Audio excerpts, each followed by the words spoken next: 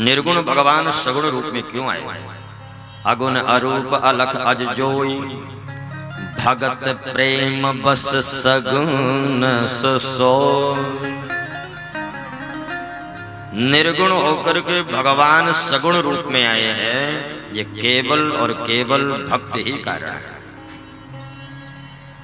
एक बार भगवान महात्मा थे,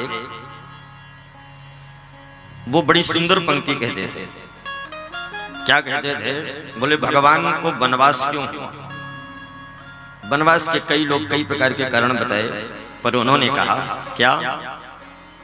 बोले 10 कंध को मारन को चतुरंगिनी, शक्ति मता नृपति होती खास। यदि रावण का वध ही श्रेष्ठ था, रावण के वध के लिए भगवान का वनवास हुआ है, तो भगवान चाहते तो अयोध्या से ही रावण को मार सकते थे, फिर वनवास जाने की जरूरत क्या थी? 10 कंध को मारन को चतुरंगिनी, शक्ति मता नृपति होती खासी। किसी ने कहा हो सकता है मुनि महात्माओं की सेवा का उद्देश्य रहा हो। ऋषियों मुनि के सत्कारण को बहुयज्ञ विधान होते सुखराशि। यदि यज्ञ पूजन पाठ महात्माओं का दर्शन ही अभिष्ट था, तो राम जी को चाहिए था कि अयोध्या में ही किसी यज्ञ का आयोजन करवाते और इस संपदा के माहौल में सारे महात्माओं को बुला करके उनका स्वागत सम्मान करते।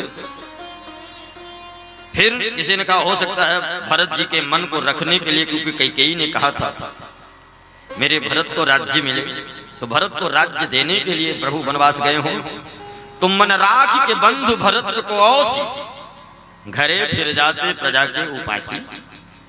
यदि भरत का मन रखने के लिए भगवान बन गए थे, तो भरत जी तो पूरी राज्याभिषेक की सामग्री लेकर के चित्रकूट पधारे और चित्रकूट में भरत जी को मनाया। भरत जी ने मनाया है राम को, पर राम जी नहीं माने।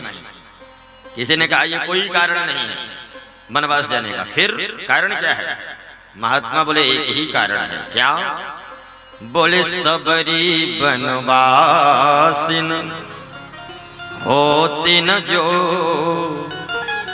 प्रभु राम हुना बनते बनवास।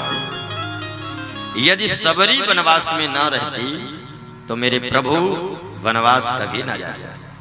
सबरी का कल्याण करने के लिए, सबरी को दर्शन देने के लिए भगवान वन पधारे।